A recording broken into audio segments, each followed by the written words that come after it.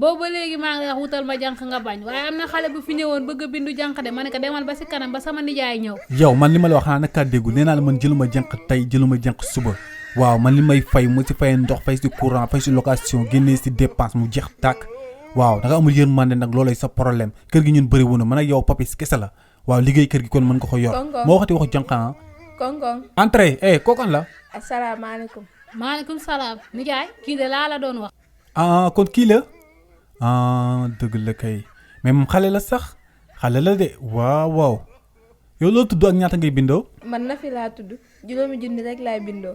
non 25000 dafa tuuti yow xale nga mais am nga ay besoin xam nga di nga soxla ay diw ay cheveux di nga soxla lu bëri léegi daal naa ko defal 100000 xam nga te man sa tonton laa awma benn problème boo am soxla bu mënti am ñëwul wax ma ko man dama ouvert. waa nijaay yow kii yow la li nga fi wax léegi lépp waaye ku yàgg bañ de bu nangoo pexe ma jubul waaye man sax maa bëggatul jànq nag. non Siri dama la doon tooñ rek la ma doon wax nii léegi non loolu poisson d'avril la rek yow xam naa ni soxla nga ku la jàppale si kër gi moo tax kii faw ñuy jël ko.